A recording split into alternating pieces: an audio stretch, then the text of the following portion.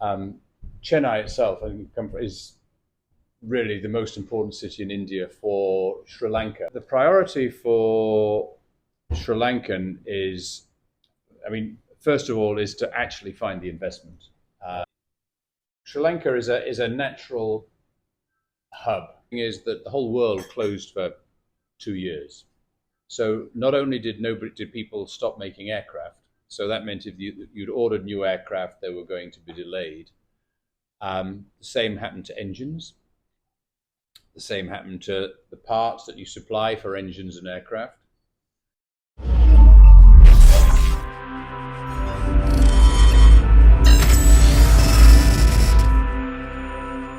Sri Lanka was in 1992.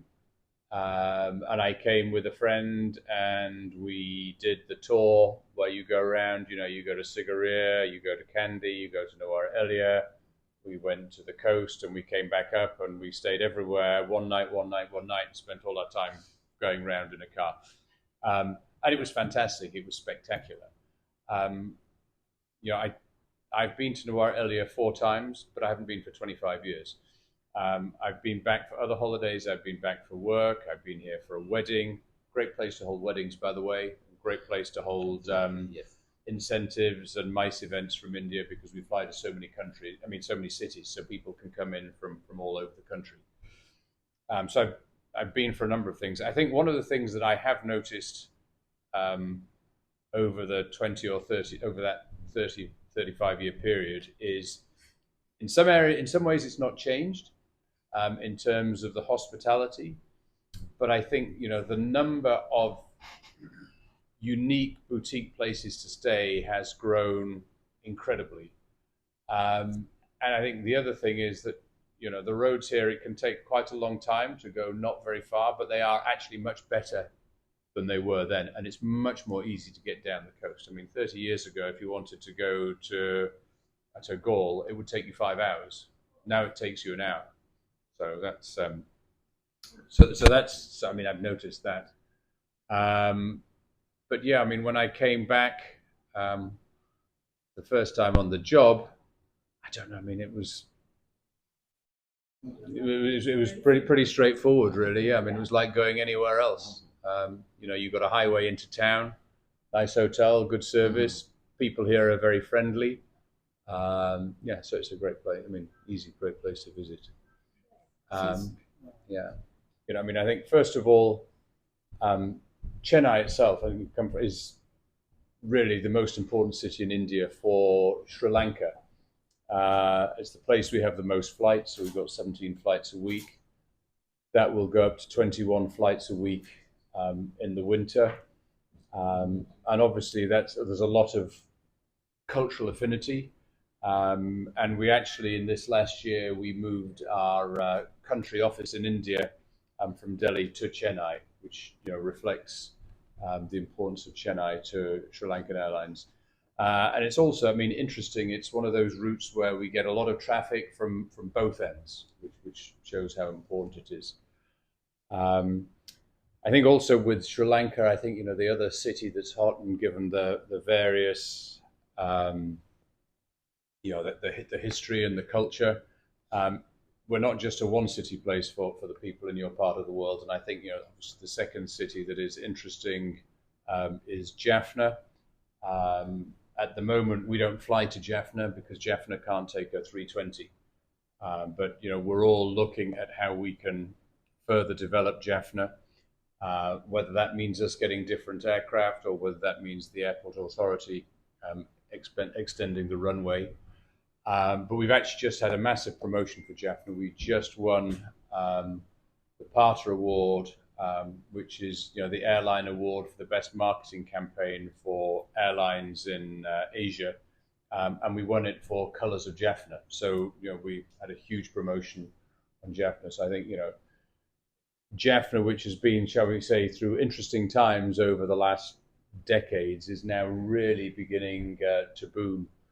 And we think is going to be the next hot tourism destination. I think the other thing is that when we talk of tourism, Sri Lanka tourism is coming back. Obviously, tourism stopped everywhere with COVID. And then when this country went through a regime change, political regime change at the start of 2022, there was a lot of almost fake media. And it was given to understand that the country was not safe, that there was no food. And what was the other one? There was another one as well. And no, well, there was no power briefly. Yeah. Medicine. But I mean, but the reality, and as a result of that, there were a lot of travel advisories. And I think India itself, I think a lot of Indian publications just picked up news of the international press, and there was a lot of negative press in India, to the extent that even a year after the events, you could go to India and people would say, is it safe in Sri Lanka? I think the reality is that Sri Lanka is, and always has been, one of the safest places you could ever visit as a tourist. People came here for tourism during the Civil War, and I guess if you were Tamil, then it probably wasn't as good as if you were from somewhere else in the world. But tourism still flourished here, and during 2022, you were still safer coming here as a tourist than going certainly to any capital city in the West. There was always food. The challenge that you had was that when the economy took a dip and the currency failed, the poorer people in the city were struggling to pay for protein. But if you went out into the country, because the place is basically self-sufficient, there was plenty of food. And actually, tourists not coming, tourists were thinking, if I come, I'm taking the food out of Sri Lankans. Actually, it was exactly the opposite. If you come, you're allowing them to make a living. If you don't come, it was about finance. It wasn't about availability of food. And the reality was that actually you could always get round, because even when there were petrol queues, the tourism organizations always had fuel. But anyway, that's gone, and tourism is now rebounding.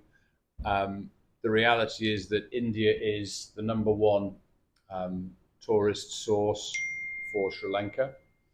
What's the number now? I'm trying to think. It's about that we get from India. From India, is it about close to 40,000 a month? 40,000. Yeah. 37,000. Yeah, it's close to 40. I mean, it varies by month, but it's sort of 30 to 40,000 a month. Now, the reality is that is still very, very small. We have European countries that have a population 1/25 of the population of India, that are 11 hours flying away, that have 12,000 tourists a month. So the opportunity from India, particularly given the cultural affinity, is huge, and given how close we are, I think it's a place that when people come from India, they feel comfortable. It's also an easy place for short holidays, and it's an easy place for people making their first trips overseas. So I mean, we see that Sri Lanka should actually grow, and there's a huge opportunity from India. We also have a lot of history. There's a lot of sites from the Ramayana that are here, and we're working to increase promotion of those sites, and also I think working with the tourism authorities to see how they can be better served on the ground. So again, there's a lot of natural affinity there. What else can we talk about that's relevant to India and Chennai? I think I think the other thing is that obviously aviation and the demand for aviation in India is huge at the moment. I mean, we've seen the orders from the Indian carriers, but the reality is that the growth of your economies, and I say economies because I know that India is almost multiple economies. It's not just one economy. I think of you as a continent, not a country. Thank you. I mean, but you look at the economic growth in the world aviation. You are now the fastest growing substantial market, quite comfortably, and I think the expectation is that Indian travel will double in the next 6 years and double again in the 6 years after that. And I suspect that the opportunities for international travel are even greater than domestic travel, just because domestic. If you look at what goes on, so much of the travel at the moment is domestic, but I think as people, as the economy grows, more and more of that will be people going overseas as well as going domestically. So the opportunity is huge. So if you look at ourselves as an airline, Sri Lankan, I mean, we were the first airline to fly 100 flights, first international airline to fly 100 flights a week into India, and that was 10 years ago. 2007. Yeah. Now we're a little bit below 100. So one of the challenges I think that everybody has after COVID is getting hold of aircraft. We've actually shrunk a little bit because we had aircraft that left off lease, and there's not enough aircraft in the world at the moment to meet everybody's needs. But we're very clear that as we source aircraft, that India is one of the first places that we will be putting flights into. We need to increase our capacity into existing markets and not just Chennai. And there are other markets that we would like to add. And so we see India as a massive opportunity for Sri Lanka and Sri Lanka. So yes. And then I guess, just the thing about tourism is that I think one of the reasons why Sri Lanka does so well is that it actually has something for everybody. We've got beaches and snorkeling that rivals the Maldives. We've got game reserves that are as good as anything out of Africa. We've actually got more leopards per square mile than any other country in the world. If you like big animals, we've got elephants and we've got blue whales. So we've got the biggest of land and sea. We have a history that goes back 1,000 years. If you go to Sigiriya or if you go to Dambulla, you've got the rock there. We just got fantastic food and hospitality. But there's something for everybody here. And obviously for India, we've got the history. We've got the Ramayana Trail that we're building on. And if you just want a little bit of short-term entertainment and you like a bit of a flutter, you can come and gamble. And we are building, or Cinnamon Life will be opened later this year, which is going to be a massive casino and is going to rival anything that you've got in the region. So there's a number of different strategies. If you look at the airline itself, the country's going through a restructuring, it's going through an IMF process. And part of the plan is that the airline will do the same thing. Now, that could all change. We have an election in 10 days. But the current plan is that the airline will be privatized. But at the moment, you have an airline that, we're in a country that's going through an IMF process, and our shareholder is the government. So what that means is that to go out and buy new aircraft today is challenging. Tomorrow, if we have that investment, then our base becomes different. So the reality is that we have a view on how many aircraft we need, but how fast we're going to grow in the coming 1, 2, 3, 4 years is going to depend a little bit on how much we can actually get hold of leased aircraft, because everybody is bidding for the same aircraft. So before COVID, we were 27.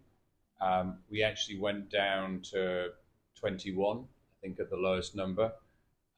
We are now back at 22. We have an aircraft coming in at the start of October. We expect to have 2 more coming in January and March next year, which will take us back to 25. We've got approval from the government to go and look for another 6. But that's all short term.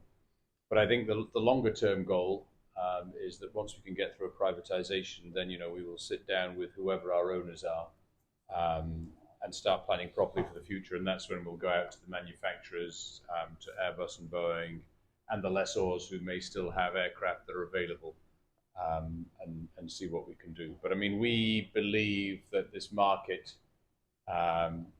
we could be 3 times the size in 10 years if we can get access to aircraft. But putting a timing on it is very, very difficult until we actually privatize, and then we can go and talk to the answer to that. I think, first of all, I think that the numbers are depressed because of what happened here in the news reports in 22. So I think the 40,000 that we've got now is pretty much the same number that we had pre-COVID. I think that's right, isn't it? And the reality is that today there's still not enough frequency. So if you live in wherever it may, even if you live in Mumbai and Delhi, if you decide that you want to have a long weekend in Sri Lanka and you want to fly on a Thursday morning and come back on a Monday night, it doesn't matter what the times are. For short flights now, the people who go for short holidays, it's not just that they want to fly on a particular day, they want to fly at a particular time. So adding frequency makes a big difference. And you add frequency and it just becomes much easier. So that will stimulate demand. I think the other thing is that I think demand will just grow organically. Sri Lanka is a place that people come to, and once they come here, they come back again and they come back again. A, because it's easy, and B, because it's a place where people connect. There are so many boutique places. So if you want